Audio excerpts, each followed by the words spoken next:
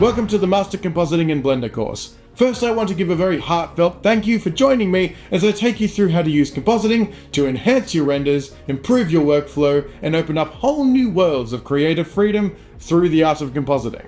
First on the agenda, a bit of background about myself so that you know who it is that's showing you all of this stuff. My name is Daniel Nees, and I have been working in high-budget film production for the better part of a decade. As a professional compositor on high-budget films and shows like Star Wars, Marvel, and Sonic, I've learned through years of experience how to use the art of compositing to make my work stand out, and soon you will too. I'll go through everything from color grading and lens flares to camera tracking and keying, all within Blender. But how will this be achieved specifically? Let's dive in. We'll start by acquiring the tools that we need, in particular the free software called Blender. There are a few other useful tools, but Blender is the only one actually required to complete the course. We'll then begin our compositing journey by learning about the wide array of nodes available in Blender's compositor, and how they can be used to achieve effects such as blur, vignette, color grading, lens distortion, glow, film grain, and more. We'll also discuss how to use mix, math, mask, and alpha over nodes to layer images together in a variety of interesting ways. Once we have a good understanding of how all that works, we'll apply these nodes in a more practical example to assemble and improve this hangar scene from the provided 3D renders.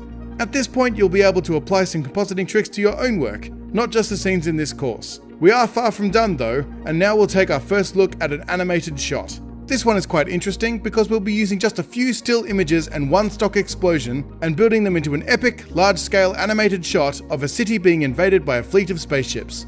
The techniques employed here are great for creating large, animated, establishing shots from simple 2D images, and I've used them many times to add some extra depth to shots that seem a bit flat and dull in a short amount of time.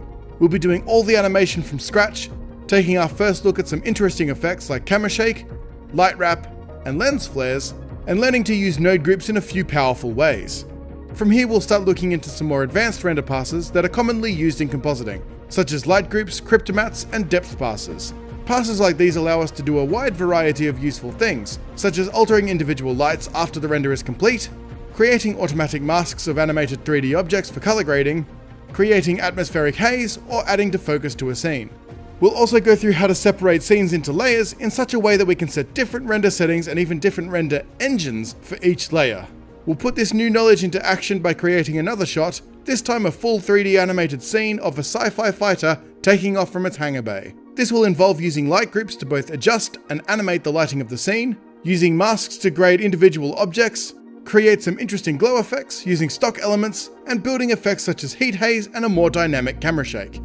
Once we're done with that, we'll take a look at some other render pass types, such as normal, position, and material passes, providing further flexibility to our workflow, and with the use of shadow catchers, we'll start to dip our toes into using real footage for the first time.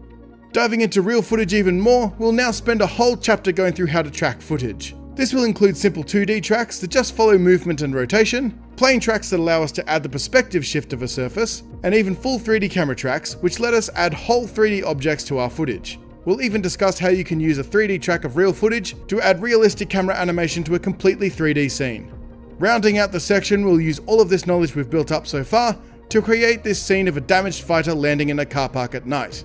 This will involve grading of our footage, which was filmed during the day, to make it look like it was filmed at night, adding our CG objects and elements to the footage, and then using a variety of techniques to integrate CG lighting into the scene to really sell the nighttime effect. That is what will be available at launch. However, in a later update, we'll have a few extra things to look at, starting with a whole chapter dedicated to keying techniques, commonly known as green or blue screening, and masking or rotoscoping, followed by another scene where we put a real actor into a 3D environment. We'll also go through the process of building some custom compositing tools, such as a more flexible glow, procedural vignette, anamorphic smear, and some custom color grading tools. All of this is designed to provide you with the tools and techniques necessary to make massive improvements to your work with very little time and effort. These are techniques that are common across almost all compositing software, including industry standard software such as Nuke, DaVinci Resolve, and After Effects. So while this course is focused on Blender and how Blender achieves these results, this knowledge is applicable no matter what software you end up using. This isn't just how to make these particular scenes look better, this is how to make everything look amazing. So once again, welcome to the course, and let's get started.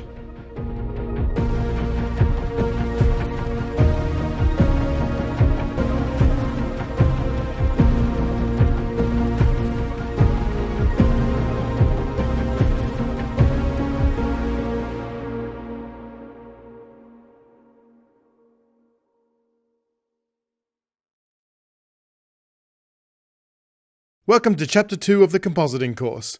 Despite the name, this is the first real dose of content, and we'll use it to get prepared for the rest of the course. We'll start by going through what compositing actually is, and get a better idea of the kind of things it can achieve. We'll then go through the process of downloading the software we need, in particular the free software called Blender, and set up the compositing workspace. We'll go through a couple of useful add-ons and how to install them in Blender, and get a program that allows us to easily view image sequences, something that is often a bit tricky to do otherwise. We'll also go over how to use Blender's viewport compositor, which may be useful for those of you that like to see the final result before you render a 3D scene. So without further ado, let us begin.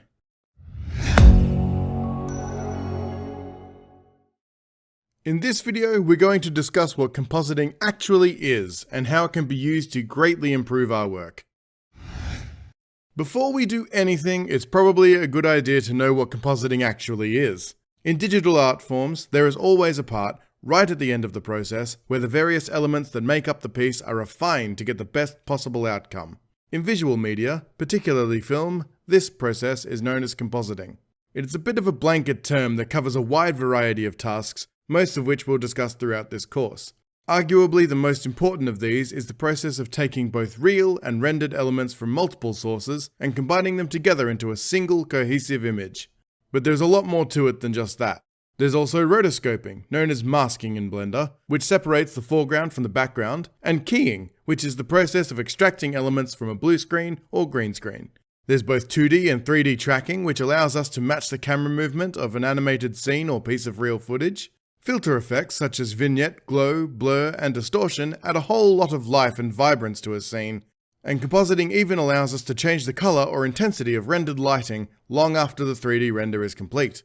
Even color grading, or the process of adjusting the color of an image or piece of footage, is often considered a compositing task. In short, it's the process of blending and enhancing images to create what might otherwise be difficult or even impossible to produce. Compositing is a very powerful tool to have at our disposal, and it can take your work to new heights. In the next couple of videos, we'll prepare Blender and acquire some helpful tools before setting out on our compositing journey. Let's begin!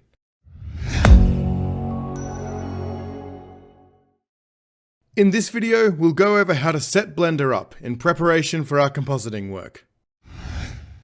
So first, if you don't already have Blender, now is the time to get it. This course assumes you have at least a small amount of Blender knowledge already, so we won't go through the whole download and installation process, but just in case you don't know, you can get Blender from the official blender.org website. At the time of recording, Blender 4.0 is the latest version, but the compositing aspect of Blender updates pretty slowly, and there aren't many differences between versions 3.0 and 4.0, so if you have an older version of Blender, it should work just fine, although I do recommend you update sometimes as new things become available, like the new AGX color space. Delightful. Anyway, once you have Blender installed, open it up and you should get the standard setup. We won't change anything in the default layout as we're not here to play around in 3D. What we're interested in is the compositing workspace, which you can access from the compositing tab up here. We're greeted with the default compositing layout. If you like it, feel absolutely free to leave it this way. But I'm going to go ahead and customize mine a bit, and I'll explain my reasons as I go. Firstly, I'm going to click and drag to reduce the size of the dope sheet panel. If we need to edit individual keyframes on something, we can always drag it back up, but this won't happen often, so I'll just make it smaller for now. I won't entirely remove it though, because it's very useful to be able to quickly change frames once we get to animated shots. I'll also go ahead and turn on the Use Nodes option, because while compositing, we will always be using nodes. Next, I want to adjust how we view our work. I've just added an example image and a viewer node so that I can demonstrate what I'm talking about for the next few steps. You don't need to worry about these at all. By default, the compositor node graph uses this backdrop system, where it displays the images behind the node graph. I personally find this really annoying, making it harder to see both the image we're manipulating and the graph itself. Not ideal. So I'll go ahead and disable the backdrop by clicking the backdrop button up here. Then I'll create a new panel above the compositor and set it to Image Editor. To change it so that we can see our image, just go up the top here and change the input to Viewer Node. Now, not only can we see the image clearly without the nodes cluttering the view, we can more easily zoom in and out from the image with the mouse wheel, or holding Control middle mouse button and dragging up or down, and more easily pan around the image by clicking and dragging with the middle mouse button. Much easier than using the backdrop controls. We can also snap the image to fit back into the view with Shift Home. Speaking of backdrop controls, if you would like to still use the backdrop system, you can control where the backdrop is using these options in the side panel of the node graph. This layout also allows us to easily create and edit masks for our work, but more on that in a later video. The final thing I want to do is hide the header menu on the node graph. This in particular is optional because I know a lot of people aren't great with remembering keyboard shortcuts, and menus are often easier, but I promise there are not many shortcuts to remember, and we'll be using them so frequently that it'll become second nature before long. I'll be sure to show you where things are in the menu though, just in case you don't want to use the shortcuts. To hide the header menu, just right-click over it at the top of the compositor here, and disable Show Header. If you change your mind and want to bring it back, over on the far right of the compositor panel, there's this little arrow poking down from the line between the compositor and the image editor. It's easier to see if you press the N to hide the side menu. Now just click that little arrow and the header will instantly reappear. However, I prefer it off, so I'll just hide it again for now. One last thing you can do if you like, is remove the outliner from the top right, by right-clicking the line in between it and the Properties panel, selecting Join Areas, then moving the cursor up, and clicking when it's highlighted like so. The occasions for using the outliner in the compositor are nearly non-existent, but particularly if you're moving in between 3D and compositing work for your project, it can be useful to have, so I'll just leave mine there for now. As with everything I've described in this video, it's entirely optional to set up your compositing workspace like this, but doing it like I have may help you follow along with the videos, so you don't need to go hunting around for controls, menus, and windows as I bring them up. Feel free to create your own layout if you prefer doing things differently. If you're using multiple monitors, for example, you might prefer to have it set up to take better advantage of that. One last thing to note is that if we want to focus on one particular panel, rather than reworking our layout over and over again, we can just hover the mouse over the panel we want to use and press Ctrl Space. This will put that section into a kind of full screen mode. Very useful in a variety of situations, like if the node graph is large and complicated and you want to navigate it more easily, or if you want to look more carefully at a particular part of the image. Well, that's about it for setting up the compositing layout. To save what we've done here, so that it's ready for us when we start a new project, just come up here to File, then select Defaults, Save Startup File.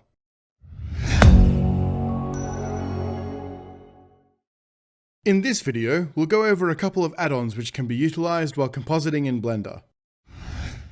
I'll just preface this video by saying that neither of these add-ons are required, but both are free and very useful, so I would definitely recommend giving them a go. The first is quite well known in the Blender community, and that is Node Wrangler. This add-on comes built in with Blender, so to gain access to it, it's as simple as going to Edit, Preferences, accessing the Add-ons section of the Settings window, searching for Node, and Node Wrangler should be right there. Activate it by clicking this little checkbox, and that's it, you have it ready to go.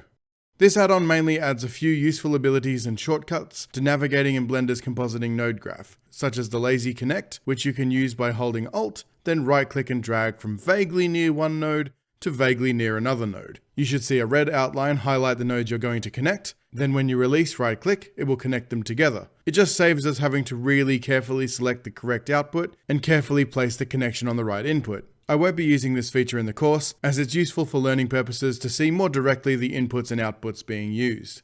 Another extremely useful thing it adds is the ability to import multiple images at once or an image sequence without having to go through the various steps manually. This in particular we'll use quite a lot in the course, but I'll go through how to use it in a later video.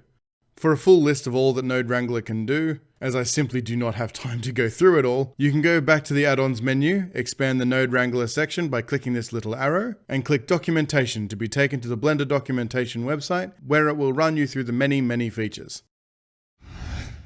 The second add-on I want to show you is the Atomic Data Manager by Remington Creative. It's another completely free add-on that's extremely useful, and I use it all the time. Download the add-on from their website, link can be found below the video, and install it by going to the add-on menu, clicking the little install button up the top here, navigating to wherever you downloaded the add-on zip file, selecting it, and clicking install.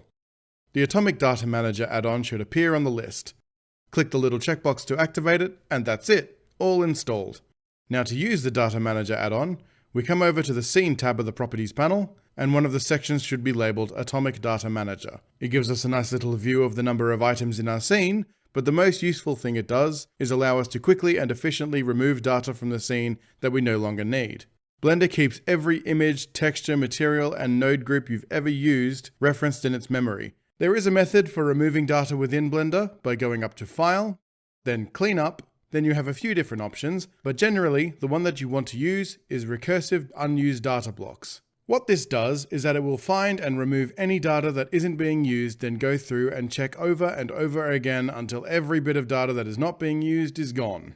The issue with this though is that there is no flexibility in what items it removes, so either you delete everything from all types of data or nothing. With this add-on though, we have much more flexibility with our deletions. We can select individual types of data by selecting the categories we want, or we can click this Smart Select button. After a moment, it will select the various categories where you have unused data.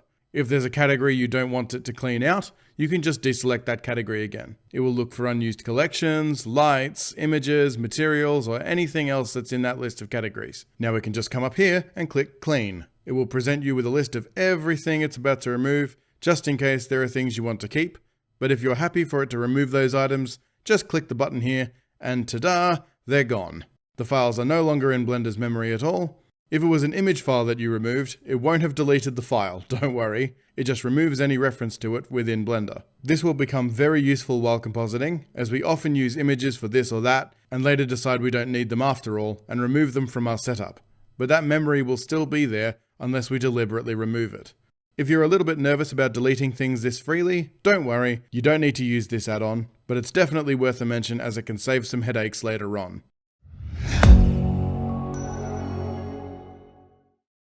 In this video, we're going to have a look at an extremely useful tool for reviewing image sequences. Throughout the course, we're going to be utilizing image sequences quite a lot. And if you've ever tried to view an image sequence at a regular frame rate in Blender, you'll find that it's anything but a smooth experience. This will become exponentially more of a problem when we start working on the images and Blender has to process the various changes we've made. This makes it hard to see if what we're doing is working well on more than one frame at a time. Not only that, but if we're animating something, like for example turning a light off at the right moment in an animated shot, it's difficult to tell if it's timed correctly without watching the animated shot play at the right frame rate. This is where review tools come into play. The industry standard tool for this in film is generally Autodesk's ShotGrid RV, but you need to pay to use that, and we don't need most of its features anyway. There is a very good free alternative to RV though, and it's called DJV, and you can get it from this website. A link will be provided under the video.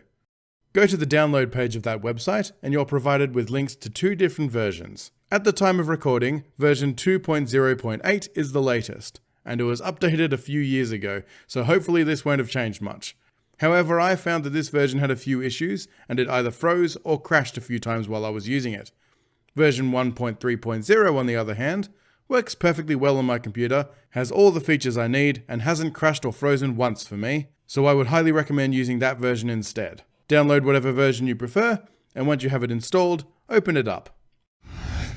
Upon opening DJV, we're presented with this screen. This is version 1.3.0, so if you have the newer version, it will look slightly different, but the core functionality is the same. In order to view an image sequence, it's as easy as dragging and dropping any of the images from that sequence into the main section of the window, like so. The first image in the sequence should instantly appear in the window.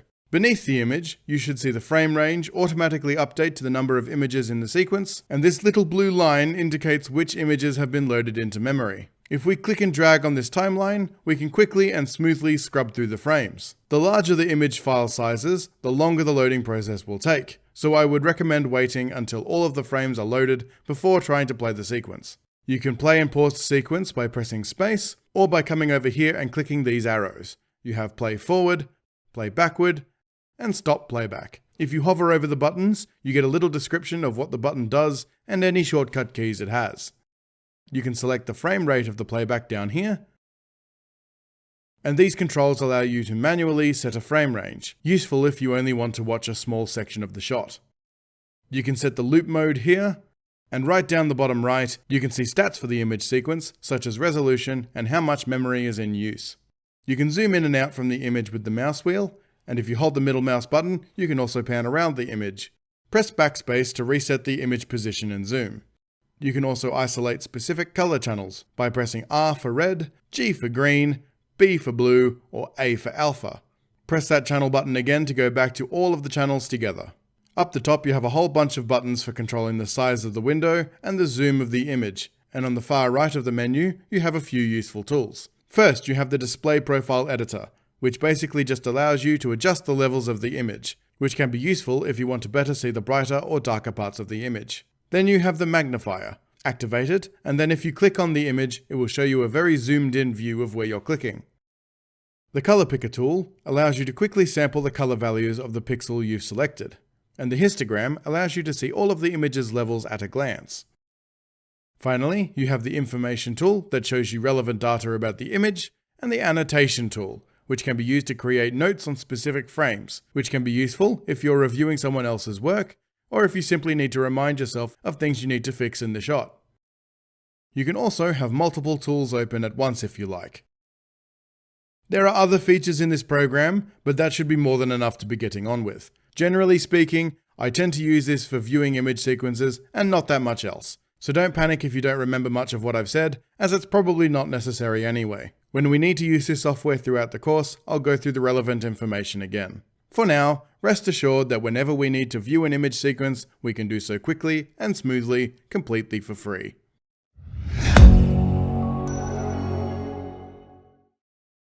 In this video, we'll go through what viewport compositing is, and how it can be utilized to do compositing work on a 3D scene before it's been rendered.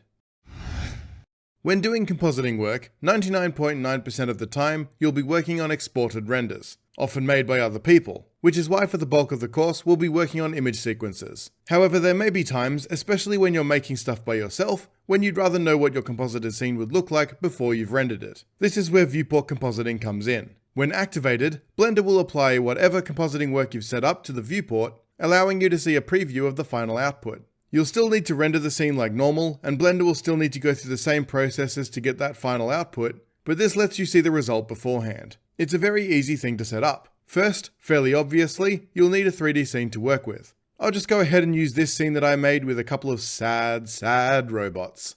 You can download it to have a play around, use your own scene, or just watch me struggle alone. Entirely up to you. To streamline things a bit, I'll go over to the compositing workspace and switch the image editor over to a 3D viewport.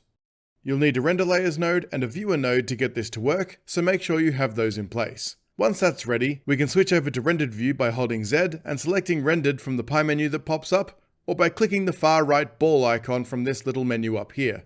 Once that's done, we can activate viewport compositing by opening up this little drop-down menu next to the view mode options. We have three choices here: disabled, camera, or always. Disabled, as you might expect, means that viewport compositing won't be used. Camera means that it will only be active when looking through the active camera, and always means it will be on at all times while in rendered view. For the sake of demonstration, I'll put mine on always, but generally I would recommend using camera. That way you can more easily move around and edit things, but when you really want to see the full effect, you can just look through the camera. Right, so once that's activated, we can now go do some compositing. Don't worry about paying attention to what nodes I'm using here or how they work, as I'll be going through how to use all of these nodes later in the course. At the time of recording, most, if not all, compositing nodes are compatible with viewport compositing, and rather delightfully, they operate instantly. No need to wait around for them to process like with Blender's regular compositing. Although in newer versions of Blender, there's been a lot of speed improvements, so that's not much of an issue anymore. This is a very useful tool when trying to build a scene to help with composition, and it's nice to be able to see what your finished product will be without having to wait for a render.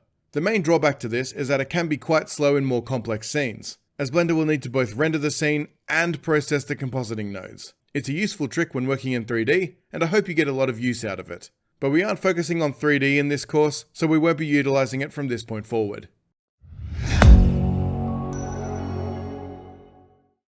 Welcome to Chapter 3. In this chapter, we'll be starting our compositing journey by going over the fundamental tools used in the compositing process, along with a variety of simple techniques which can be used to create a more pleasing image. We will be covering how to read and write images, allowing you to apply compositing to any image, not just things that were rendered in Blender, and to save your work to an output image. We'll discover how to properly layer different images together to create a simple, unified image using masks and transparency. We will look into how to create masks, allowing you to isolate sections of the image for further editing. We will learn to properly utilize mix and math nodes, allowing for a higher level of flexibility and control over masks, images, and elements such as lens flares or stock footage. We'll add blur and defocus to our toolkit, along with the ability to create some simple color grading. We will also learn how to create a vignette effect, and create a series of vignette images that can be used to streamline the process in future projects. Lens distortion and aberration will also be covered, along with the ability to add glow to our images. We'll discuss simple methods for denoising renders, and how to create film grain to give CGI a more realistic look.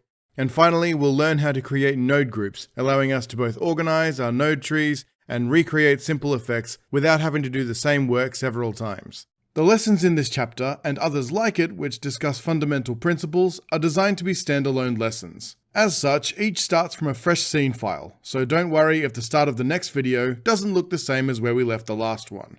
Well, enough talking for now, let's open up Blender and get started. In this video, we'll learn how to read and write images, image sequences, and videos within Blender's compositor. Before we do any compositing at all, we'll need to know how to bring images into Blender, otherwise the whole exercise will probably be a little bit pointless. You can use any image you like for this chapter, and I encourage you to do so. However, if you're a little bit lazy like me, you can find some example images I made in the chapter's project files. I'll be using this one, but like I said, feel free to use whatever images you like. To bring the image into the compositor, there are two methods you can use. The first and simplest method is to simply drag and drop the image into the compositor, like so. The second option is to create an image node by pressing Shift-A to open the Add menu, then selecting Input, then Image. From here, you can click the button on the node that says Open, then navigate to wherever your image is located, select the image you want, and click Open Image. If we look at the output of the image node by connecting the output to a viewer node, we can clearly see the image we wanted displayed in the image editor. A quick and easy shortcut for connecting an output to the viewer node, which we'll be using constantly, is to hold Ctrl-Shift and left-click on the output you'd like to view. If you don't already have a viewer node in the compositor, it will even create one for you. Very handy indeed. These methods also work for bringing a video file into Blender's compositor. However, if you want to use an image sequence, and we most certainly will, then it's a little bit different. An example image sequence is also provided in the project files if you would like to try this out for yourself. The simplest way to bring an image sequence into Blender is to access the Add menu, then select Input, Image Sequence. This will open a file view window in which we navigate to wherever your image sequence is located. Select all of the images in the sequence and then click the Open Image button. This will bring the image sequence into the compositor with all of the correct settings. If you try to click and drag an image sequence into Blender, or don't select all of the images before clicking Open Image, it might work, but depending on the version of Blender you're using, it can either only bring in one of the images, or it will set the image node to UDIM tiles mode, which we definitely don't want. Look at it. Look at it! Disgusting! If we connect the viewer node to the output of either the image sequence or a video, and move left and right on the timeline, you can see that it automatically updates to look at the correct frame. Great stuff! Now it's all well and good to bring an image into Blender, but how do we get them back out again? There are two main methods for saving the output to image or video files. The first is to simply use Blender's standard rendering output. If you set the desired output path in the render output settings, when you render, it will output whatever is connected to the composite node. If you don't have a composite node, you can create one by accessing the Add menu, then selecting Output, Composite. The second method is to create a file output node. You can do this by accessing the Add menu, then selecting Output, File Output. This works in a very similar way to the composite node, outputting whatever is connected to it as a file. In our case, that would be an image or a video file. The benefit to this method is that while you can only have one composite node, you can have as many file output nodes as you like. This allows you to create all sorts of outputs at once from a single render. This will become especially useful when the compositions get large and complicated in later chapters. To set the file path and the file type of the file output node, open the side panel by pressing N, then in the Node tab, access the Properties section. Here you can set the output to whatever location and file type you like. When you next render, it will output the desired file to that location. For either of these methods, setting the file type for the output is exactly the same, just in different menus. If you open the File Format drop-down menu, you are presented with a wide range of options. Depending on which file type you select, you will be presented with different options for that file type. For example, if I select JPEG, we are given color and quality options. But if I select PNG, we get color, color depth, and compression options. Each file type has its pros and cons, and we will use a few different ones throughout the course. For now, we will delete the file output node and simply use the standard render output with the composite node. First, we need to set a render location where Blender will create the images and videos it renders. To do this, click on the little folder icon next to the file path and navigate to wherever you'd like to save the renders. Then we put the name of the image we want to make. In this case, I'll just call it example comp.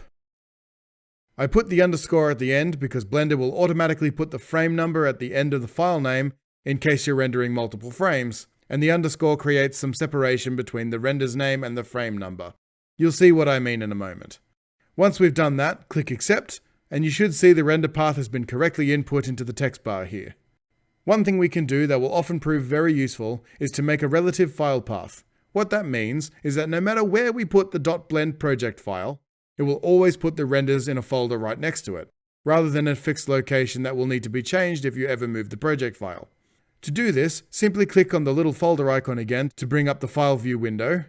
Click this little setting icon in the top right of the window and activate Relative Path. Now if you click Accept, you should see that the file path has been simplified somewhat, and instead of a long list of folders, it just has these forward slashes at the start. That tells Blender that it's now a relative path, and if you render, it will put the renders in a folder called Renders right next to wherever the project file is saved. I'll also set the file format to JPEG, color to RGB, and quality to 100. This isn't terribly important for this lesson, but it'll be one less thing to worry about in upcoming chapters. We're just rendering the still image, so I'll set the project start and end frame to 1. But if you're rendering an image sequence or video, be sure to set the correct range for your needs. Make sure the composite node is connected to whatever you want to render, and make sure the scene is set to the correct resolution. Mine was not. Naughty Daniel. Now I'll just hit Ctrl F12, or come up here and click Render, Render Animation, and it will render our composition and then output the image to our desired location. As you can see, it's output the file correctly and automatically added the frame number of the image, in this case 0001. If we didn't put that underscore in the file name, it would look like this, and I'm sure you'll agree that's a lot harder to read at a glance.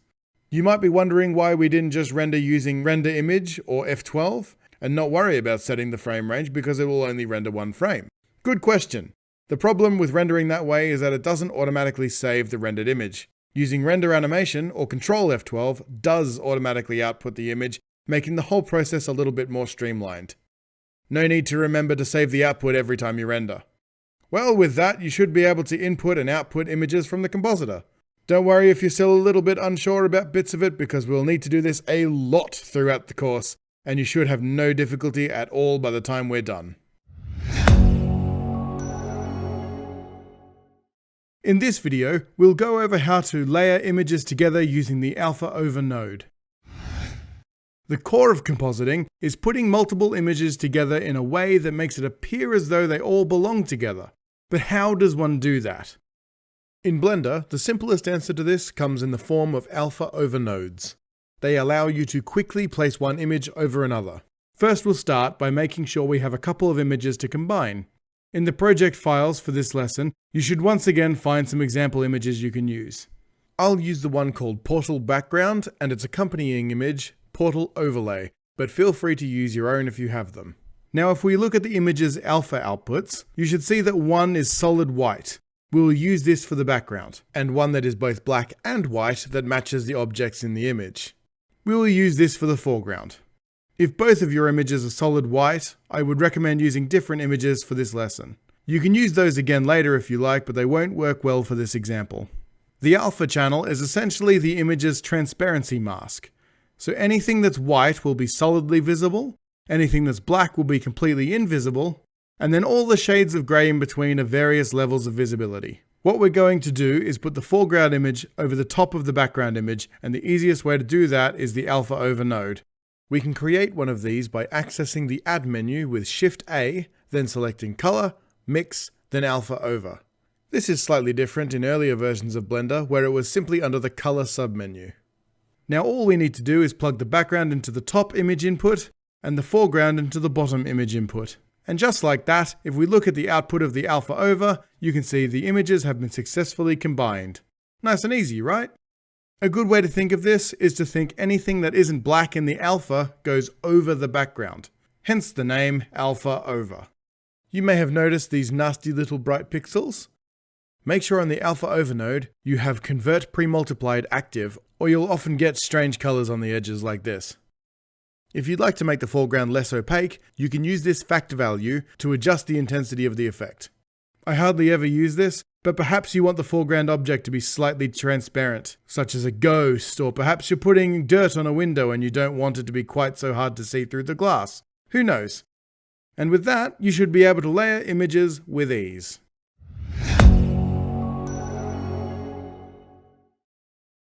In this lesson, we'll go over how to create and use masks. Let's say you don't want to put the entire foreground over the background. You just want to put a part of it over instead. How would you go about doing that? Masks, that's how. Essentially, we'll be creating a black and white image that Blender uses to determine which parts of the image an operation will affect. In this case, which parts of the foreground will it put over the background. There are a whole lot of preset shapes available for this, which can be accessed by using the Add menu, then going to the Mask submenu. Here you can see all sorts of things that can be used for masks, but we'll not worry about most of them for now. The two I want to direct your attention to are the box mask and the ellipse mask. I'll just quickly create one of each. If you look at the outputs of these, you can see that they do very much what you would expect. The box mask creates a white rectangle, and the ellipse mask creates a white ellipse, both on a black background. You can change the location, size, shape, and rotation of these by adjusting the top 3 rows of variables, and you can adjust the intensity of the mask by changing the value variable at the bottom. A useful tip here is to hold down Shift while adjusting these variables to make the increments smaller, as they can be rather sensitive. Now the whole point of this is to create a shape that can be used as a mask. So once you're happy with your shape, you can plug the output into the factor of this alpha over node. And ta-da! Now only the stuff that's within the shape we made is being put over the background. Try moving the mask shape around to better see how it's working. This is also kinda how an alpha channel works. It acts as a black and white mask the Blender uses to determine which parts of the image to keep. Anything at all can be used as a mask as long as it's a black and white image. You are also not limited by using an ellipse, box, or pre-made image. You can also create your own custom shape using the mask editor, which is conveniently part of the image editor we have up here. Before we start, it's important to note that when we're creating a custom mask shape, that you have your scene resolution set correctly. Custom masks scale up and down based on the scene's output resolution. So if yours isn't set correctly, when you try to use the mask, it won't line up properly. I'll just quickly disconnect the ellipse mask so we can see the image properly again, and press Ctrl Space to focus on the image editor. Switch the image editor to mask mode, then click this new button to create a new mask. You can set it to whatever name you like, but I'll just leave mine as mask. These masks are made of mask layers, which are essentially individual shapes we create. To create a mask layer, open up the side panel with N and navigate to the Mask tab.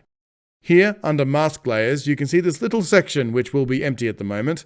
This is where our mask layers will be listed. Create your first mask layer by pressing this little plus symbol.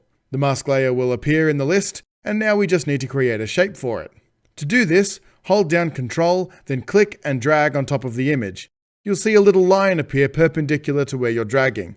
This is the first shape handle being created. Now let go of the mouse button to confirm that handle, and do the same thing again a little bit further away. You should see another handle appear along with a little white line connecting them. That white line is the edge of the shape. You may have noticed that Blender seems to be very laggy and slow while trying to do this. That's because we're looking at the output of the viewer node, and as such, every time we make any adjustment at all, it's re-rendering the entire composition to update with our new mask information, even if we aren't currently using it.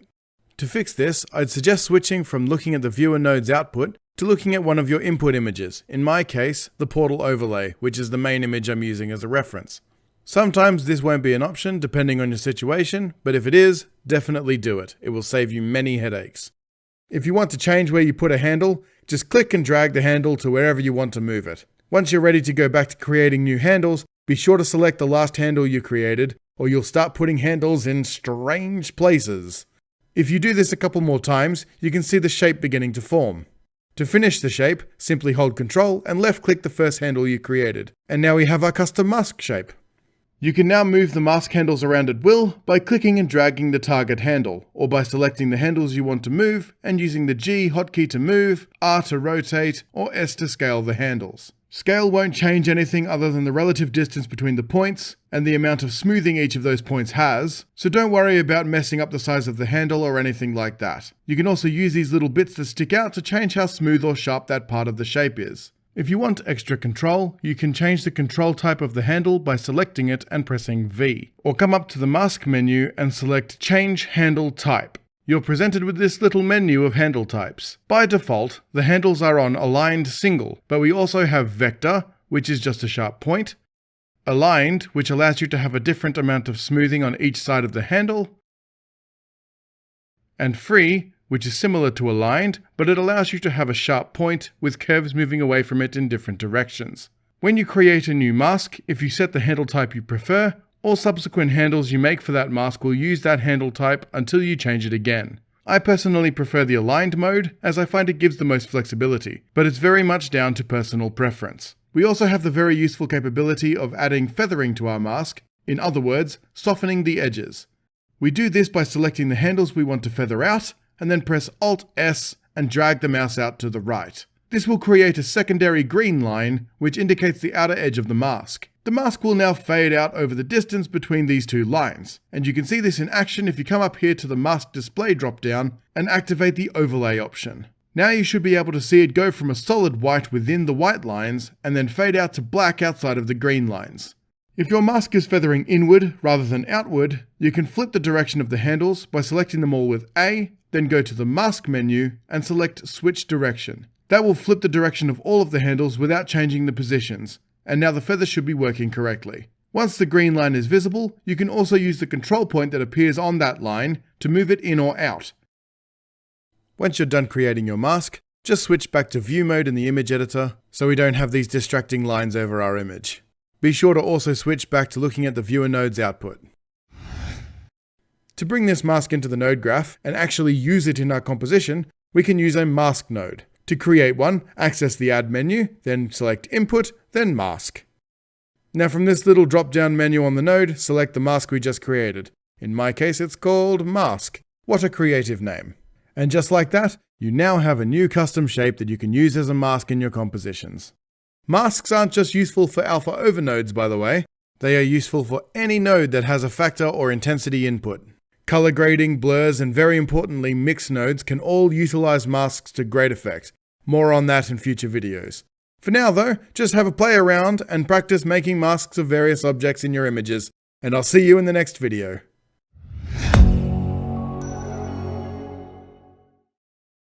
In this video, we'll go over how to use mix and math nodes to allow for more flexibility in your work. One of the most useful things for compositing work is the ability to combine images in a variety of ways. We've already seen how to do a form of this with the alpha over node, but what if we don't want to simply put one image on top of another? What if we want to cut one mask out from another? What if we only want to put one image over another where the second image is brighter than the first one? There are a lot of situations where the alpha nodes simply won't do the job, and that's where mix and math nodes come in. We'll start with a math node, so let's create one by accessing the Add menu, then selecting Utilities, then Math. In older versions of Blender, the Math node can usually be found under the Converter submenu. When you first bring the Math node into the compositor, it will be set to Add mode. This is only one of many modes, as you will see if you access the drop-down menu on the node. Ha! Good grief, that's a lot of modes. Let's all just take a deep breath and focus on this first section here. 95% of the time, these are the only modes you'll need to worry about. In particular, add, subtract, and multiply. There are times when the multitude of other modes can come in handy, but they aren't very common, so we won't worry about them for the moment. Each mode acts as a mathematical operation, and that operation is performed on every single pixel in the image.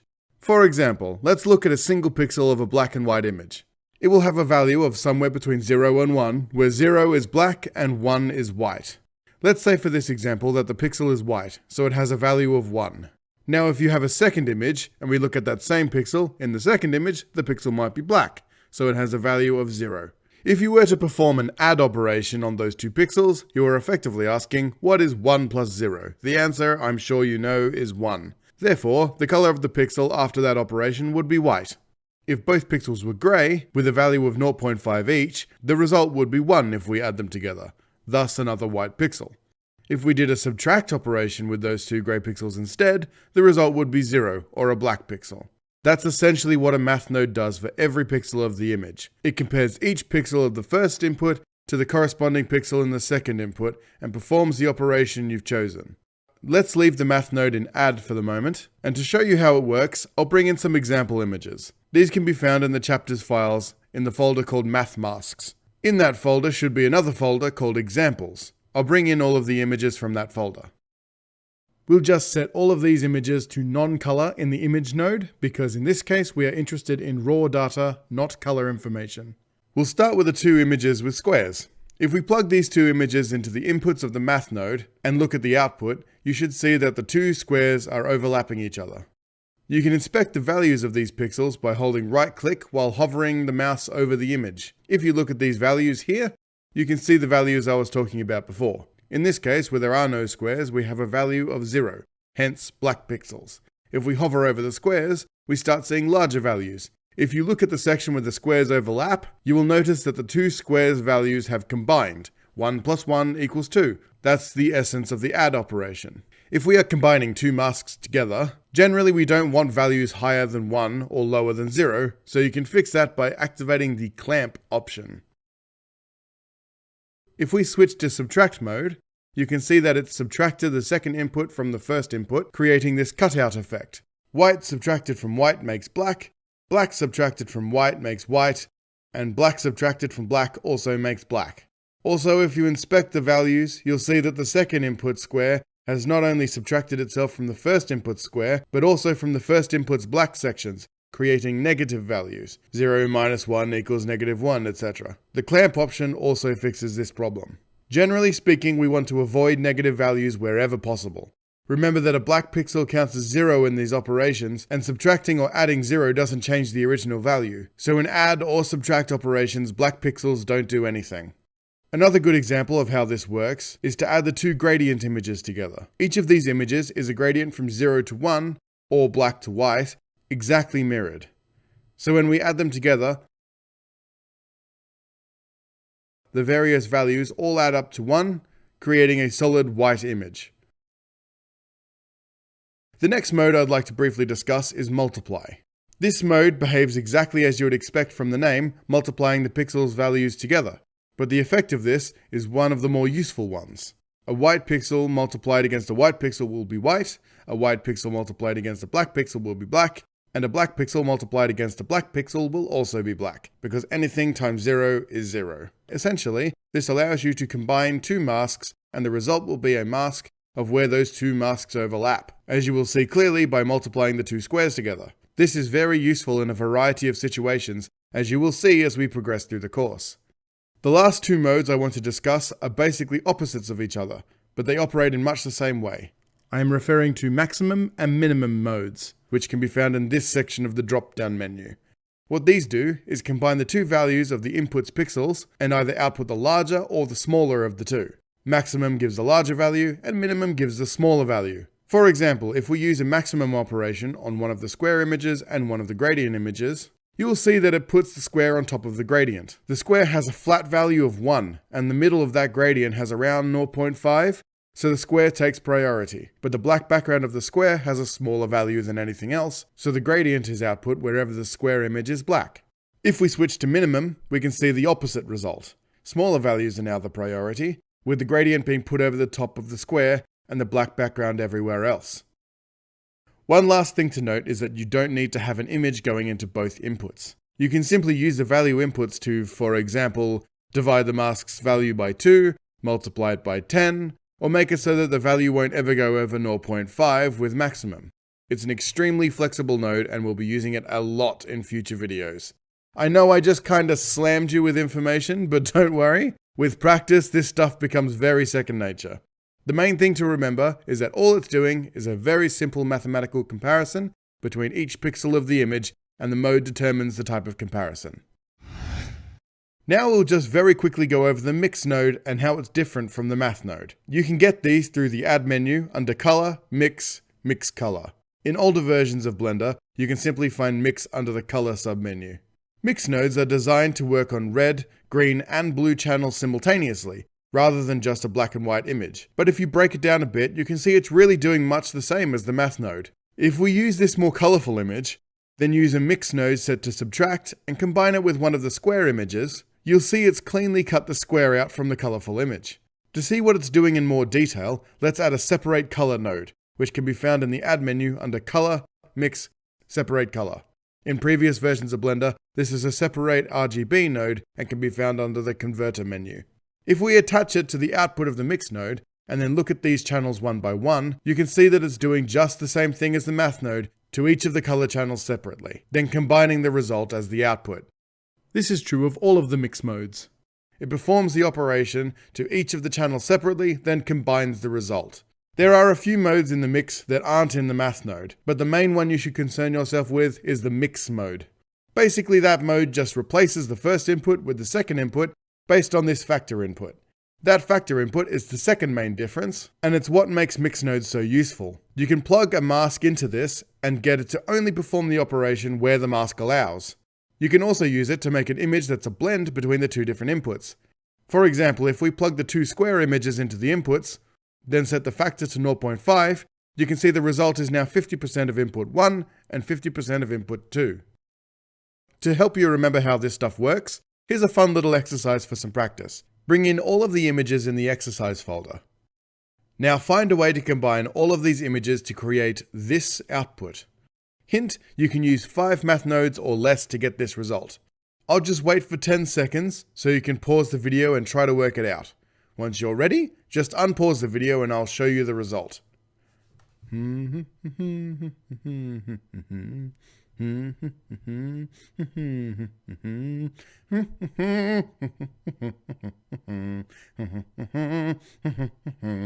Right, so here is how you can combine those masks to get that image.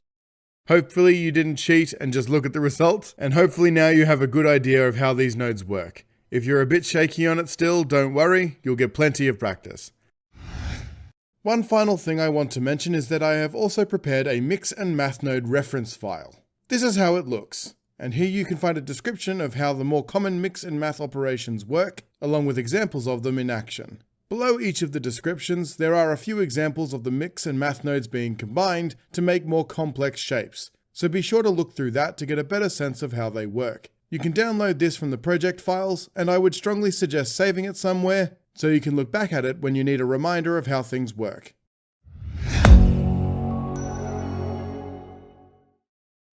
In this video, we'll learn how to use blur and defocus nodes.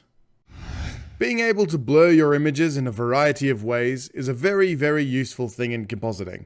It allows us to simulate depth of field, sometimes known as depth blur, motion blur, smooth out masks, along with a whole host of other things. Blender has a variety of different blur options available, but there are 4 I want you to focus on for now. These nodes are blur, defocus, bokeh blur, and directional blur. All of these can be found in the Add menu under Filter, then Blur. There they all are. I'm going to use this example image to demonstrate how these different blur nodes work, but feel free to use whatever image you like. The first and most basic of the blur nodes is the node simply called Blur.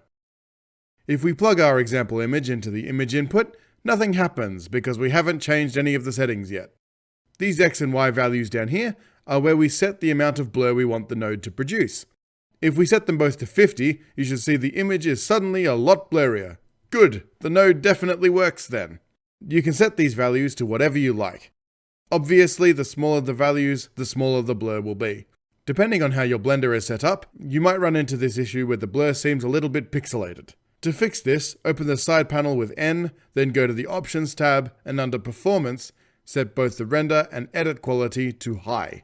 It is very useful to set it to low sometimes to save on processing time, but while we're making things look right, setting it to high will ensure a nice smooth blur. You can also use this node to get a horizontal blur and make it look like the image is moving sideways very quickly by setting the Y to 0 and the X to something like 200. The directional blur node does the same thing but with a lot more options. More on that later. For now, I'll just set them both back to 20 so I can demonstrate something else. If we activate variable size, the first thing you'll probably notice is that it's a lot slower to process the blur. Not to worry, there is a good trade-off for this, in that we can now use a mask to determine which parts of the image are going to get blurred. If I just quickly create an ellipse mask and make it about this big, we can plug it into the size input and you can see it now only blurs the white areas of the mask. You can even double down on the blurs and smooth out the mask. Blurs within blurs? Most exciting. Defocus works in a very similar way, except that it's a type of blur that's a bit more accurate to real-life cameras. To see this in action, I'll plug in the example image and then set the max blur setting to 100. Now to actually start blurring things, I'll start increasing this Z scale option down here. At around 5, you can start seeing it making a difference, but it really hits its stride around the 10 to 20 range. Make sure you turn off the preview setting to avoid this pixelated effect. You can see that it blurs things in these nice little circle shapes. If you're having trouble spotting what I'm talking about, try turning on the gamma correction option. You should really be able to see it then. This shape is known as the bokeh shape, and it's how real cameras blur an image. If you look back at the result of the blur node, you can see it looks a lot softer and smoother.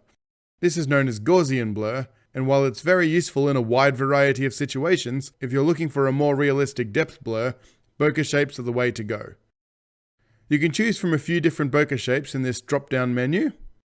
Circle is what I prefer, but you can pick whichever you like. Get creative.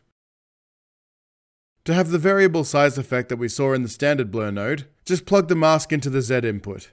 It has the nice effect of the bokeh shapes getting smaller and smaller and smaller as it heads out of the blurry area.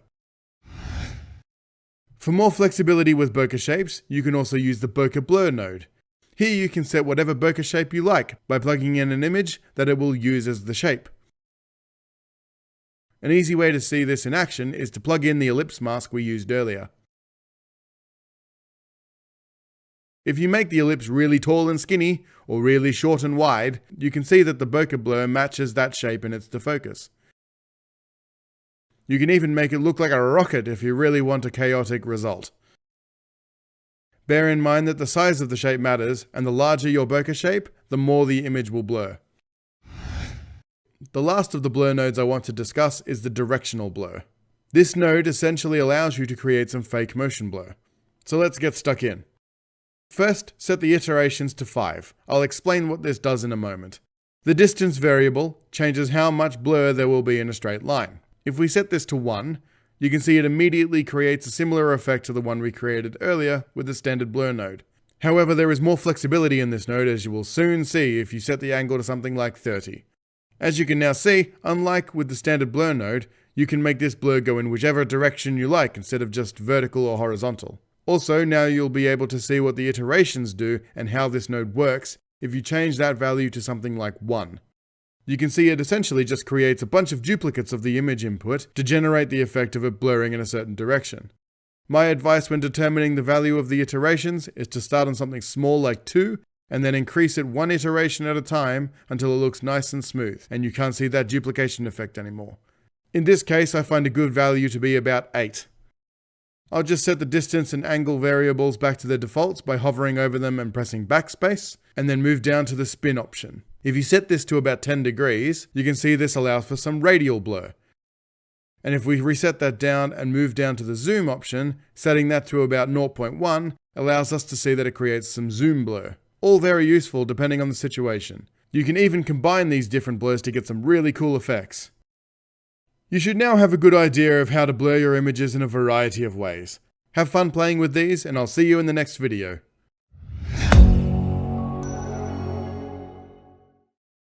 In this video, I'll show you how to create a vignette effect. So, first things first, what on earth is a vignette anyway? It's an effect in photography and film that creates a darker border, particularly in the corners, and it's often used to draw focus to the center of the image. These images all have fairly prominent vignettes, and as you can see, as we look towards the corners of the image, it gets progressively darker. That, in a nutshell, is vignette. It's a very simple effect to create, so let's get into it. The simplest way to create this effect is to start with an ellipse mask, so I'll create one of those. I'll make it so that it's almost touching the edges vertically and a little bit wider than it is tall. Kinda like that. Now we'll simply take our new best friend, the blur node, and attach it to the output of that mask. I'll set the X and Y size to about 1000, and that's pretty much it. Now we have a mask we can use for a vignette. So to apply this to an image, we first need an image upon which to work. I'll use one of my example images again, but as always, feel free to use whatever images you like. Now I'll take a mix node, plug the image into the top input, and our lovely new vignette mask into the bottom input.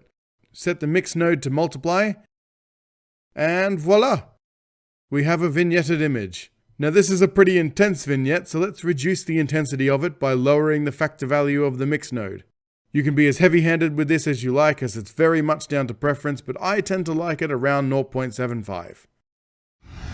You may have noticed that the blur takes a fair bit of processing time when it has to blur that much. So let's make it so that we don't have to worry about using a blur at all. What we're going to do is export this vignette mask as an image, so that if we want to make a new vignette effect in the future, we don't need to make an ellipse mask and blur it. All we need to do is bring in the image we already created and use that. Create a file output node and connect it to the output of the blur node. In the file output node's properties, under the node tab of the side panel, set the file path to wherever you want the vignette image to be rendered, and set the image's name down here to vignette with an underscore at the end. Make sure it's set to PNG and 16-bit color depth. For the color management setting, change this to override and then change view to raw, and make sure that look is set to none. We don't want Blender to process the values at all when it outputs the image. Ideally, we want it to look exactly the same as the blurred out ellipse mask, and if you don't change those settings, you'll often find the gradient looking a little bit different because of this processing. Once we're done with that, just hit F12, or come up here and click Render, Render Image. Why are we rendering with that now and not Render Animation or Control F12? I thought you said it didn't output the image, Daniel. You lied to us. That is true if you're using the standard render output for Blender, but these file output nodes output the images no matter which render mode you use, so for this, just F12 or Render Image will do. Once the render is complete, you can bring the rendered image into the compositor. Set the color space on the image to non-color, as we are wanting to see raw data, not really colors. Now if you look at the output of the image, then look at the blurred ellipse mask, you should see that they look identical, and more importantly, the image loads almost instantly, rather than the blurry mask which takes a few seconds to process. Perfect. Now you can use that image as a second input for the mix node, get the same effect in a fraction of the time, and you can reuse that image whenever you feel the need for a bit of vignette in your scene. You can also make variations on that vignette, such as ones that have less blur, ones with a different base ellipse shape, or even ones that create some texture if you like, and you can also save them for future use. And with that, we now have a vignette effect, and it's all set up for future use. Hurrah!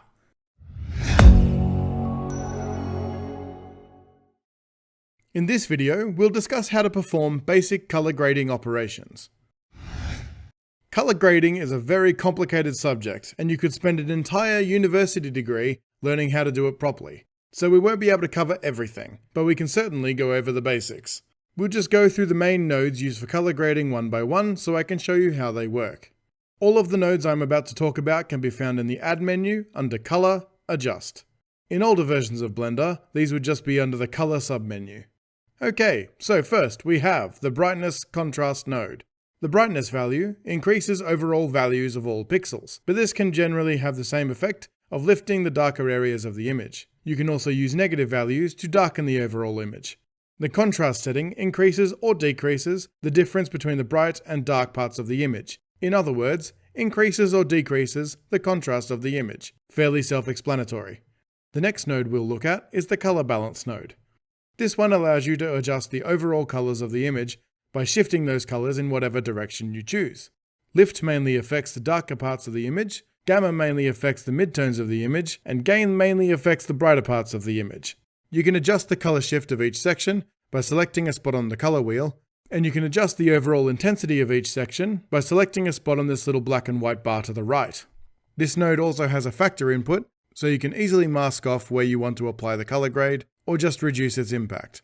The color correction node essentially acts as a far more versatile version of the brightness contrast node from before.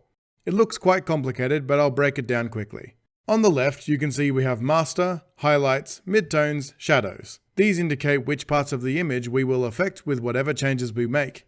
Master affects everything, highlights affect the brightest spots, shadows the darker spots, and midtones are everything in between. The top row of titles indicates what type of operation we're performing for the column of values below it. Saturation increases or decreases the intensity of the colors. Contrast increases or decreases the difference between the highlights and the shadows. Gamma increases or decreases the brightness of the midtones without heavily affecting the highlights or the shadows. Gain multiplies the values up or down. And lift does an overall shift in pixel values up or down. Although down can produce some really funky results. That's a lot of different terms I just kind of threw at you, so don't worry if you don't understand them all. Generally speaking, if you just play around with each of them in the master row, you should get a reasonable idea of what it's doing. We can determine what Blender considers to be a highlight or a shadow by changing these values at the bottom.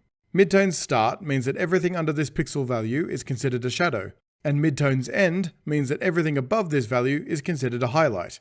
Anything in between is considered a midtone. Bear that in mind when picking which row to use in the main section of the node. It also has a mask input at the bottom, very handy, and at the top you can tell it to only affect certain color channels. Useful if you want to, for example, do an overall gain increase in the blue channel. The exposure node increases or decreases the overall brightness of an image in a way that's a bit more pleasant than the standard brightness node. Gamma does the same thing as the master section of the gamma column in the color correction node. The hue correct node allows us to adjust the hue, saturation or value, in other words, brightness, of a particular color of the image.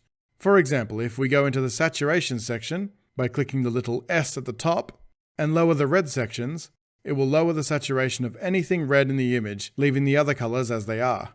We can do the same for the brightness of a particular color in the value section,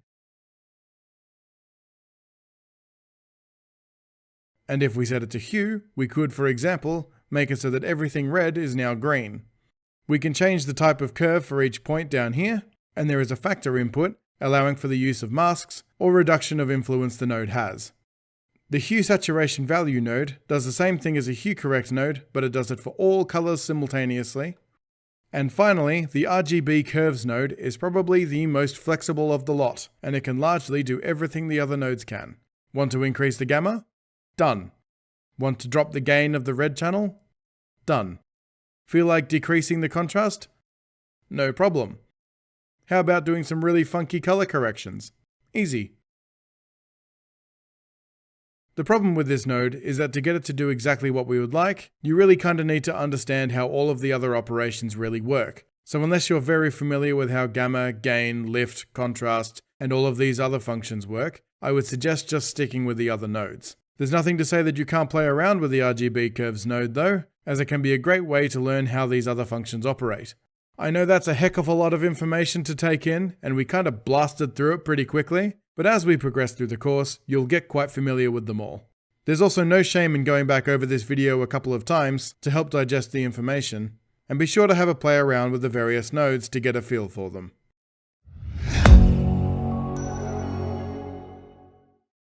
In this video, we'll learn how the lens distortion node works and how to create chromatic aberration.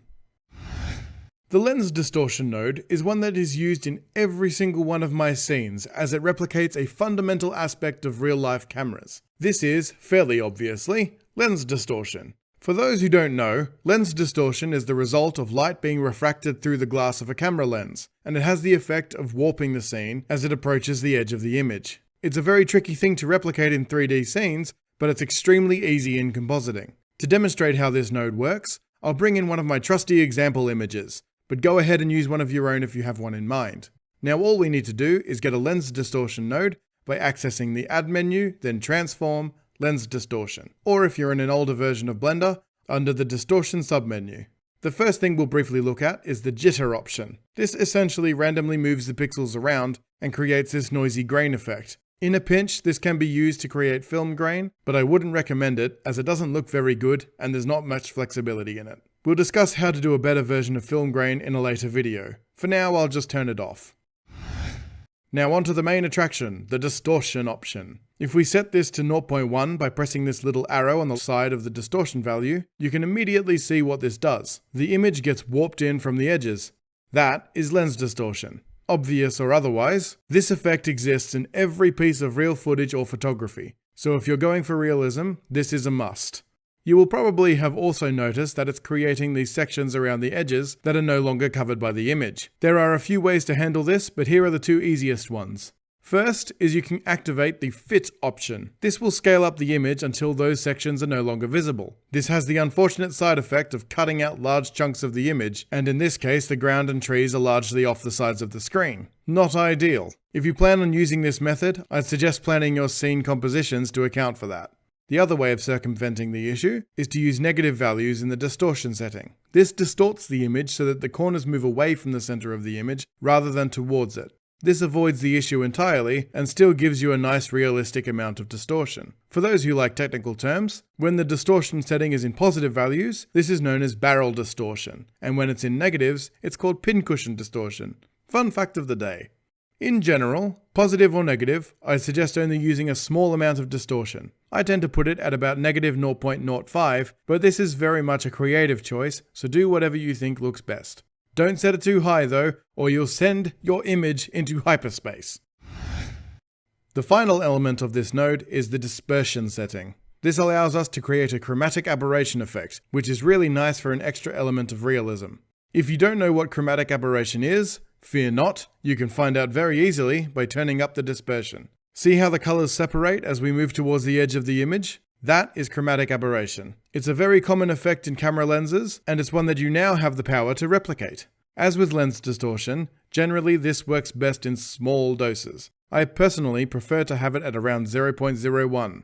Oh yes, very small doses indeed. This is normally supposed to be a fairly subtle effect, mostly noticed subconsciously by the audience, so it doesn't take much, but you can be as heavy-handed as you like. Maybe this portal is super magical, and we really want to hammer that home. Who knows? Hopefully, this gives you a good idea of how to use the lens distortion node.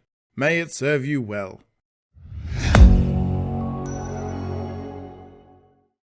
In this video, we'll learn how to make things glow. Whoa, pretty. So you want to make things glow like the sun? Well then it's good that Blender supplied us with the power to do so. We're going to need a subject for our glow experimentation, so I'll bring in the example image called Portal. Something that will likely be significant in this case are the color space settings for both Blender and the image, because we're using color values to determine which bits are going to glow. In the render settings, under the color space heading, I've set my view transform settings to AGX. This is only available in Blender 4.0, however you can get similar results by setting it to Filmic, which is available in older versions of Blender. And for the image itself, I've set the color space to AGX base sRGB. But once again, if you're in an older version of Blender, Filmic sRGB should work just fine. And now we have the file set up, we can start making things glow. Add a glare node by accessing the Add menu, then Filter, Glare, then connect the image node to it. The glare node has a few different modes, but we are interested in fog glow, so let's change it to that. You should almost immediately have glow working. Yay! We're done! Good job everyone, see you in the next video. Just joking of course, there are a few extra things we can do to refine the glow. First, we'll take a look at the mix setting. Here you can define how much influence the glow has over the image. By default, it's set to 0, which means that the glow is at full strength, and it's been overlaid over the top of the original image. If we change it to -1, we can see that the glow has been completely removed and it's just the original image. This might seem a bit pointless because then the glow node doesn't actually do anything, but the benefit of this is that we can reduce the intensity of the glow by putting the value between -1 and 0. For example, set the value to -0.5 and we get the glow at half power. -0.25 puts it at 3/4 power, and so on. And now if we set the mix to 1, we get the glow just by itself. This in particular is extremely useful. You'll see what I mean soon. The threshold setting determines which parts of the image are going to be glowing. Anything with brightness values over the threshold's value will glow, and anything underneath it will not. Try changing the value up and down and you'll see different parts of the image being isolated for glow. For example, if I set it to 0.5, you can see I'm starting to make brighter parts of the sky glow. I'll just set it back to 1, as that was working well for me. Size simply determines how broad the glow effect will be. You can set it anywhere between 6 and 9. 6 is the smallest glow radius and 9 is the largest. Quality determines how accurate the glow is to the original image. That's a pretty vague description, so let me show you what I mean. If I set the quality to low and zoom in on these glowy leaves here, you can see that compared to the original image, the leaf shapes are very pixelated. Not very accurate at all. If we change the setting to high instead, the processing time is much longer, but the result is also a lot cleaner. You will also notice that the low quality glow is a lot bigger and softer, and I'll be honest, I'm not entirely sure why this is, but it's something to bear in mind when determining your quality setting. If we change the mix back to 0, the size to 6, and the glow quality to low, we can see that the jagged, pixelated shapes are still fairly visible, even with the image doing its best to hide it. I usually find medium quality is a happy middle ground, where the pixelation isn't too obvious, but the processing time isn't too long, so that's where I'll leave it for now. Now let's say you aren't quite happy with the color of the glow. The colors the Blender gives you are too red, too yellow, or just simply not purple enough. Maybe the whole thing is too saturated. Maybe you want to put multiple glows together, or maybe you want to blur the glow before it's put back over the image. There are a lot of situations where you might want to adjust the glow before you put it back over the image, and the glare node sadly lacks this functionality. Not to worry, we have a nice and easy way around this problem. First, let's set the mix to 1 to isolate the glow, and then let's add a mix node and set it to add. Connect the original image to the top input and the glow output to the bottom input. Now what we've done is effectively replicated the look of the glow node when the mix is set to 0. But in this case, we can now do whatever we like to the glow before it's put over the top of the image. For example, I'll just throw a hue saturation value node in here. If I just swing this value around now my glow is bright purple, just like I always wanted.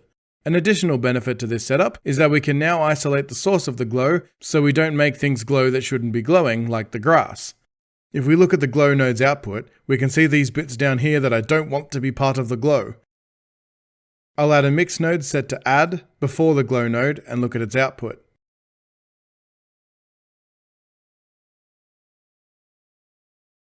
Now I'll just create a box mask, connect it to the mix node, so now we can see what the mask is covering, and use it to cover parts of the image that I want to glow, in this case the leaves. Now I'll just change the mix node to multiply, and we should see that only the part of the image with the leaves is visible. Great! This means there will be no bright pixels for the glare node to use outside of the leafy area. So now if we look at the output of the glow, these bits at the bottom are no longer glowing. And if we switch over to the output of the entire node graph, we can see the result of all of our hard work.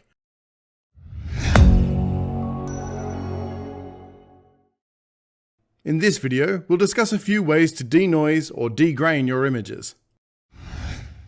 Rendering a 3D scene can be a time-consuming process, and if you're using a ray tracing render engine like Blender's Cycles, you'll inevitably run into the problem of render noise. Luckily, Blender has a few tricks up its sleeve to deal with this. Even though this is primarily a compositing course, we'll first have a quick look at how you can render your scenes with a denoise already applied. I'm using the scene file for the example image sequence for this exercise. You can get the scene file from the project files if you'd like to follow along. To demonstrate the various methods for dealing with noise, I'll just go ahead and render a noisy image. If you're using the example scene, it should already be set up. But in general, if you set the samples to a low number, such as 100, or set the time limit to something like 5 or 10 seconds, you should get a noisy image. Now I'll just hit F12, and there's our render. So if we zoom in on the render result, there's quite a lot of noise, particularly on the underside of the ball and on the wall over here. If we want to denoise the image as we render, all we need to do is go into the render settings and activate the denoise option under the render samples section. Render the scene now without changing any other settings, and once it's done, you should get a very noiseless image. There are little issues here and there as a result of the algorithms doing their best to work out what the noise was trying to depict, but it does a pretty good job. If you increase the number of samples and or let the image run a little bit longer, the result will be better because it has more information to work with. Let's say you aren't the artist who made the render, or for whatever reason you don't want to use that type of denoising. How would you go about dealing with the issue? There are a few methods, but your best option is using the denoise options in the compositor. I'll just do one last render to get the image we need to test these methods. To get this image, I'll disable the denoise option in the render settings, then in the View Layers panel, under Passes, Data, I will just activate the denoise data option. This isn't required, but it can be helpful, as you'll see shortly. Now if we render the image again, you should see the noisy image once more. If we switch over to the compositor, you should see the rendered image already there waiting for you. If not, you can get it there by creating a Render Layers node through the Add menu under Input, Scene, Render Layers. In older versions of Blender, this was just under the Input submenu. To get denoising working in the compositor, it's as simple as adding a denoise node. You can get one of these from the Add menu, then Filter, Denoise. If you plug it in after the Render Layers node, then wait a few seconds, you should get a similar result to the denoised render from before. If the wait is a little bit too much for you, you can also switch it from accurate to fast mode. As the name implies, the results aren't as clean or as accurate, but they are a lot quicker to produce. You can particularly see these issues popping up on large flat surfaces along the edge of other objects like this ball, where some of the shading gets a little bit blobby with occasional brighter patches popping in where there probably shouldn't be any. To help improve the denoise result further, we can use the denoise data passes we created earlier. If you're using accurate mode, this won't likely make much of a difference, but it can really help in fast mode. Plug the denoising normal pass into the normal input of the denoise node, and the denoising albedo into the albedo input. Hopefully you'll now see a bit of an improvement in the overall denoise quality, and a reduction in some of the strange shading issues. You should now have a good idea how to denoise your images both in the render process and after it in compositing.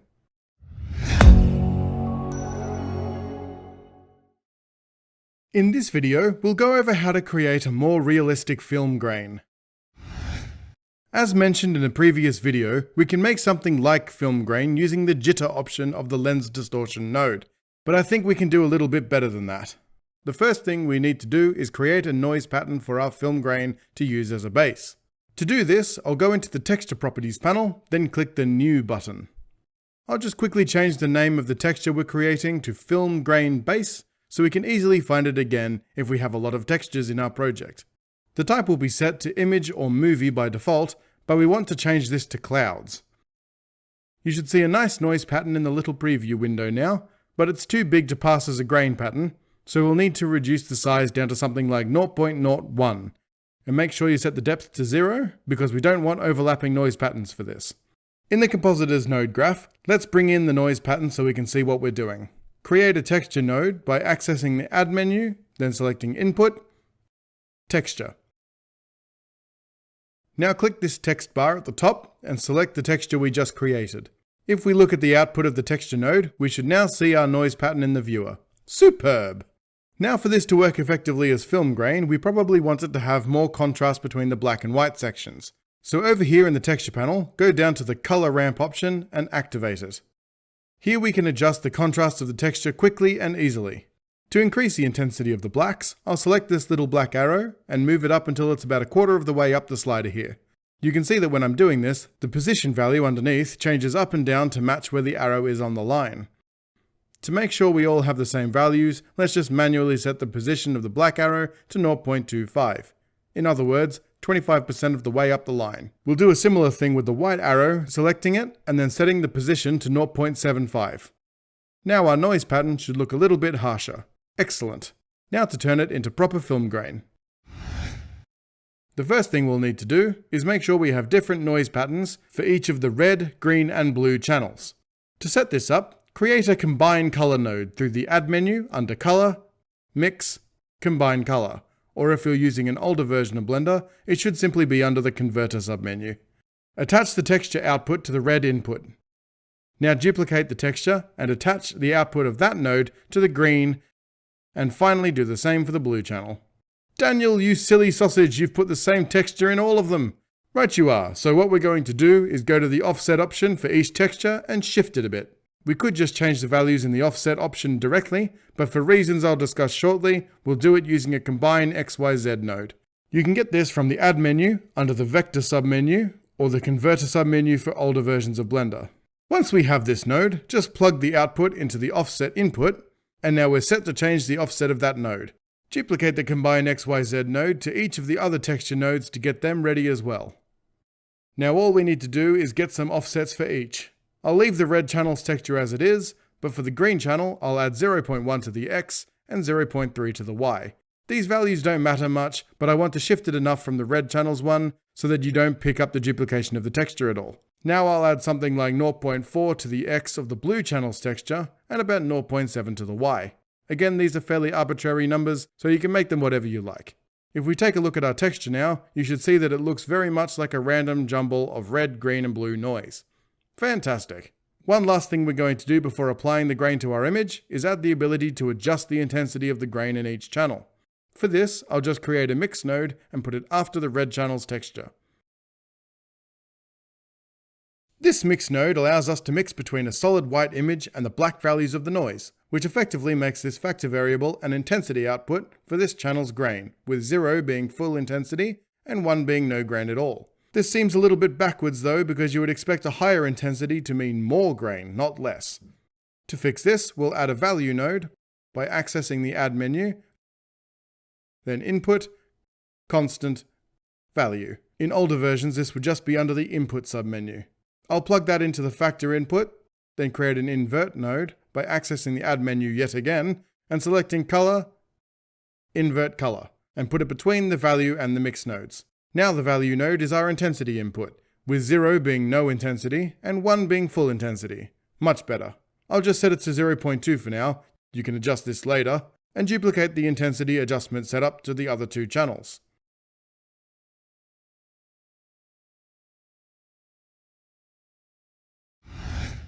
Now let's apply it to our image. To do this, let's create another mix node and set it to multiply.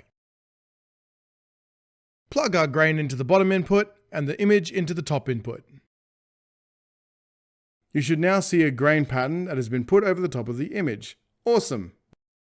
Because the grain is darkening the image, we also want to make sure that we can balance that darkening effect with another mix node set to multiply. This one designed to brighten the overall image. Put this after the first multiply node, and then create another value node, plug it into the bottom input, and set its value to 1.1. That amount of extra intensity should compensate for the grain's darkening effect, but if you're going to make the grain more intense, you would also need to increase that value to compensate for that. And that's a lot of bother every time you want to change the grain intensity. So we're going to set up a system that automatically adjusts the intensity values of each channel based on the grain intensity. It sounds way more complicated than it actually is, so let's get to it. I'll delete that value node we just made, because we won't be needing that once we have our new system. We'll start with the red channel. So create a math node, put it off to the right here, set it to divide, and set the bottom value to 2. I'll explain why in a moment. Connect the grain intensity value to the divide node we just made. The reason we want to divide the intensity by 2 is because on average, only about half the pixels are being affected by the grain texture. So the overall intensity shift is only about half of the grain intensity. Now because we're going to be using a multiply node to increase the image intensity, we want to add 1 to this value. Nothing changes when you multiply by 1, so to brighten the image with multiply, we start at 1 and then add the extra intensity on top of it. So let's add another math node, this time set to add, connect the divide node to the top input, and make the second value 1. To get this setup working for the other two channels, we just need to duplicate these two nodes a couple of times. Connect the respective value nodes to the divide nodes. Now we just need to combine the 3 channel values. So create a combine color node by accessing the Add menu, then selecting Color, Mix, Combine Color, or just under the Converter submenu for older versions, and connect the add nodes to the red, green, and blue inputs. Now we just need to connect the combine color output to the multiply node, and that's it. It will now brighten each channel automatically to compensate for the darkening of the grain. Another thing we should do is have the ability to change the size of the grain for each channel. Very rarely is grain all a uniform size like this, and it's too large in general. This is an easy fix though, just create a value node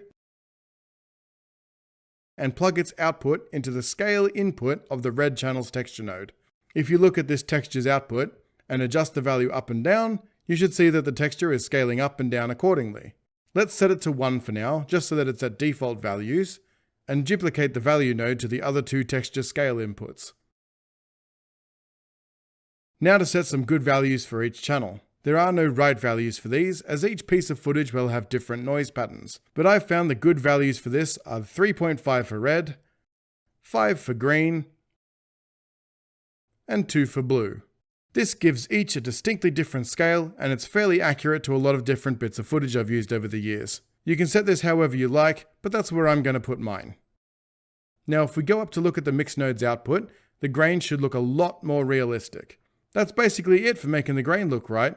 The only thing left to do is make it so that if we use this grain on a video or image sequence, the grain pattern will change for each frame. Otherwise we'll get a really weird static grain that won't work well at all. This is very quick and easy to do, and it's why we used a combine XYZ node for the offset variables earlier. Create a scene time node by accessing the add menu, then input, scene, scene time. This was just under the input submenu for older versions of Blender. Now just plug the frame output of the scene time node into all of the Z inputs for the combine XYZ nodes.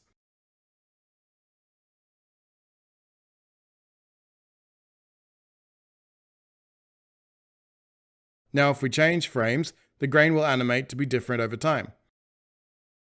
This might seem like a really lengthy process just to produce some grain, but if you save the project, in the next video we'll discuss how to turn this whole setup into a node group that you can quickly and easily drag and drop onto any scene you like.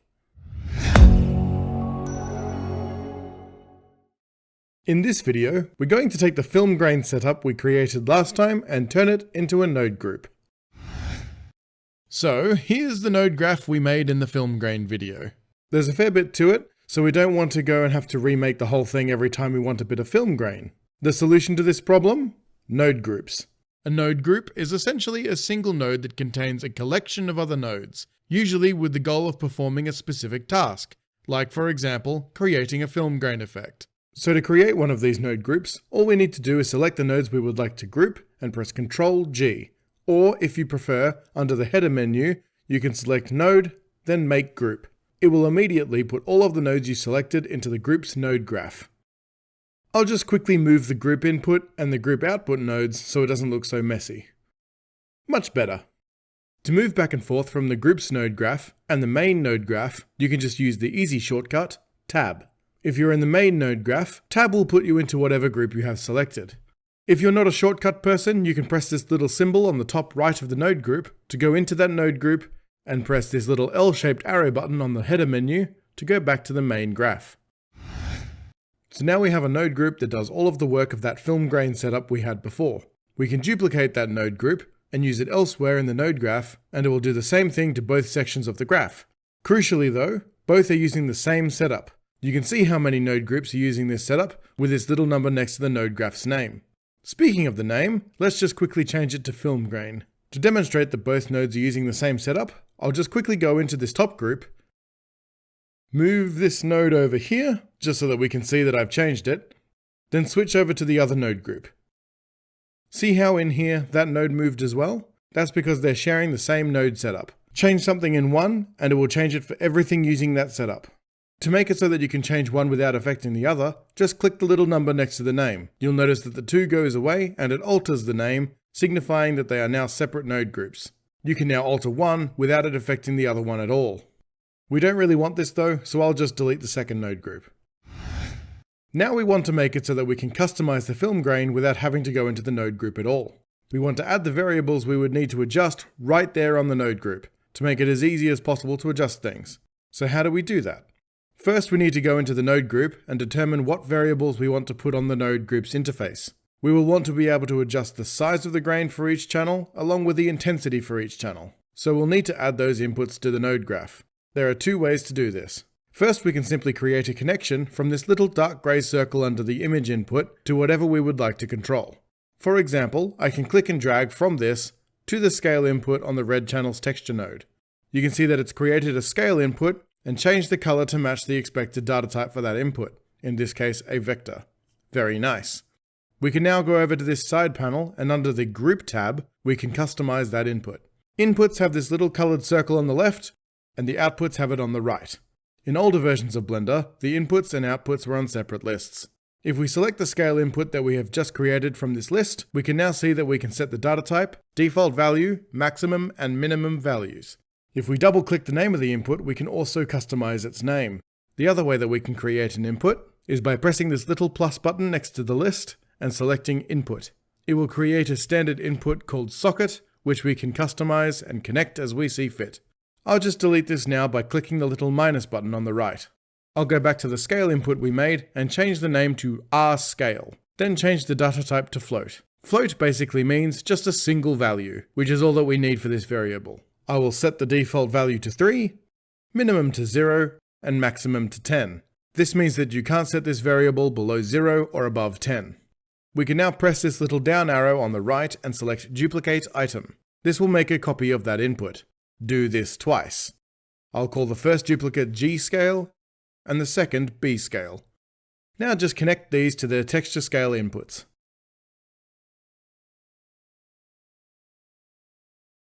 Great! Now we can delete these value nodes as they no longer serve any purpose. If we now pop over to the main node graph, you can see that R-scale, G-scale and B-scale inputs have been added to the node group. That's pretty much the gist of how these node groups work. Don't worry about the values being a little bit all over the place, because we'll set those to our desired levels later. You can create extra outputs as well as inputs, and you can make a node group that does pretty much anything. For now though, let's just finish off this film grain group and get it ready for use. All we really need to do now is create the intensity inputs. I'll just do what we did last time and create a connection from the input node to the color input of the invert node for the red channel. Because this particular value node splits off to two different parts of the graph, create a reroute node to combine these two connections by shift, right click, and dragging over both of the lines leading from the value node. Now when we create the connection to replace the value node, we don't need to connect it twice. We can just connect it to that reroute node. I'll rename the input we just made to R intensity, make sure that the type is set to float, minimum to 0, and maximum to 1. Duplicate that input twice, rename them to G intensity and B intensity, and connect as needed. A quick tip if you're having trouble connecting nodes together when you're this zoomed out is just to move the input node next to the node you're trying to connect.